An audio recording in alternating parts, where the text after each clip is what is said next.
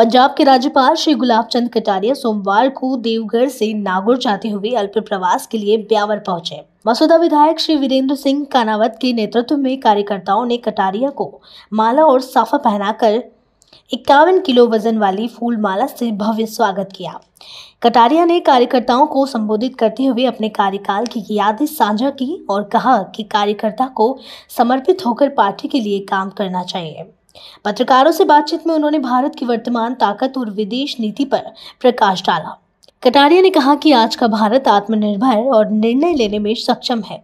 उन्होंने बताया कि भारत ने हमेशा मानवता के आधार पर मदद की है और कोरोना काल में भी देश और दुनिया की सुरक्षा सुनिश्चित की। अमेरिका ने जो किया उसका हमें क्या करना। हमें अपने देश हित में जो निर्णय लेने पड़े, वो चाहे अच्छे लगे या बुरे लगे, देश के भविष्य के लिए, देश के हित के लिए जो निर्णय हो उसको कठोरतापूर्वक करना चाहिए। अब भारत वो भारत नहीं है जो दूसरों के सहारे जिंदा रहता था। अब उसमें इतनी शक्ति है कि अपने बूते पर भी निर्णय करने की क्षमता उसने अपने आप में पैदा कर ली है। भारत का जो ये सामर्थ्य और जो क्षमता है, आज भारत ने हमेशा सही का पक्ष लेने का प्रयास किया। लोग उसे अच्छा समझते हैं। हमने न तो किसी को अपना दुश्मन माना, न कभी किसी को अपना मित्र माना। मानवता के आधार पर जिसको जिस प्रकार की मदद संभव है वो हमने करना सीखा और कोरोना ने हमको और दुनिया को सिखा दिया कि भारत का सोच अलग प्रकार का है। वैक्सीन बनाया तो हमने केवल अपनी जनता को सुरक्षित नहीं, दुनिया की मानवता भी सुरक्षित हो, इसकी भी चिंता साथ में की है। तो भारत का ये सोच कोई आज का नहीं है, अनादिकाल से हम विश्व को एक कुटुंब मान के चलते हैं और सारे मनुष्य को बराबर मानते हैं। लेकिन राष्ट्रहित सर्वोपरि है, ये पहले भी था, आज भी है। उसके लिए जो भी करना पड़ेगा करेंगे।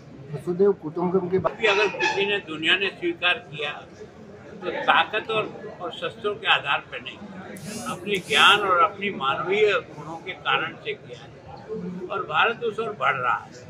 लेकिन कई बार क्या है, ज्ञान को समझाने के लिए जहाँ थोड़ा सा डंडे की भी आवश्यकता होती है, गुरुजनों को भी डंडा हाथ में लेते हैं ताकि बच्चे के हित में उसका भविष्य है, उससे उसे चोट लगेगी, इसका दर्द तो उसको महसूस होता है, लेकिन वो सोचता है कि मेरी हल्की सी चोट से भी उसका जीवन अच्छा बन सके तो प्रयत्न करता। वैसे ही हम लोग भी अन्य देशों के साथ भी यही सोच के व्यवहार करते हैं कि हम उनका भला करना चाहते हैं, लेकिन अगर वो बिल्कुल किसी अड़ियल रूप पे आ जाए तो फिर उनको जैसा वो मांगते हैं वैसा इलाज देने के लिए भारत हमेशा सक्षम रहा है।